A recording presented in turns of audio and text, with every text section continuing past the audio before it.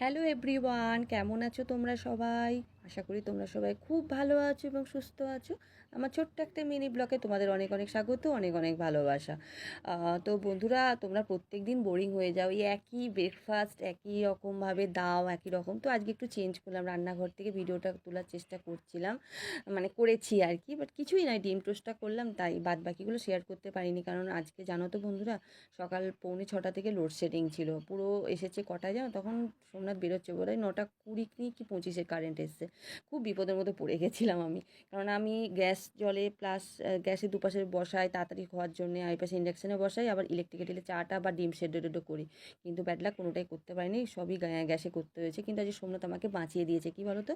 সোমনাথ বলে কোনো ঝামেলা করতে হবে না, বাড়িতে ডিম আছে, পাশের দোকান থেকে পাউরুটি আনছি, ডিম টোস্ট করে দাও আর কুকারে ডালিয়া বসিয়ে দাও, ব্যাস। আমি বললাম যে তুমি কি আমার এরকম লোডশেডিং বলে তাই বলছে, না না না, আমার এমনি খেতে ইচ্ছে হয়েছে তাই করে দাও, আর ডিমের মামলেট করে দিও। আমি ডিমের মামলেট করে দিইনি, ডিম সেদ্ধ করে দিয়েছি।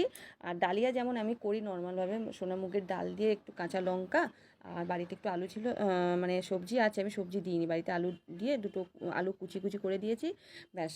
আর কিছু না, আর অল্প স্লাইড তেল দিয়েছি, দিয়ে একটুখানি ভাজা ভাজা করে জল দিয়ে কুকারে বসিয়ে দিয়েছি, ওটা সে হয়ে গেছে আমার।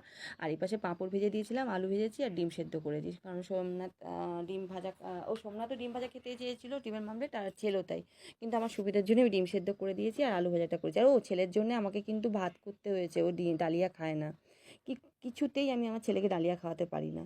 তো যাই হোক, আমি আগে খেতাম না কিন্তু এখন খাই। আর সোমনাথকে দেওয়ার সময় ডালিয়ার উপর একটুখানি ঘি দিয়ে দিয়েছিলাম গরম গরম। তোমরা করো ব্রেকফাস্টে বলো বা সকালে, মানে সন্ধ্যাবেলার টাইমে, খুব ভালো লাগে খেতে। আমি আগে খেতাম না, বললাম না, আমার খুব ভালো লাগে খেতে, আর খুব তাড়াতাড়ি হয়ে যায় গো। আমি যারা মশলা দিয়ে করে, আমি মশলা দিয়ে কোনোদিন করতে যাই না বা করি না, আমি নর্মালভাবেই করি।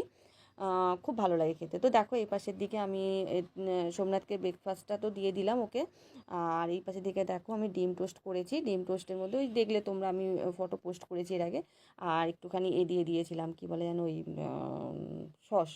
ব্যাস, এটাই ছিল দুপুরের লাঞ্চ এবং সকালের ব্রেকফাস্ট। তোমাদের কেমন লাগলো প্লিজ লাইক কমেন্ট করে জানিও। তোমরা ভালো থেকো আর সব সময় মুখে স্মাইল দিকে। টাটা।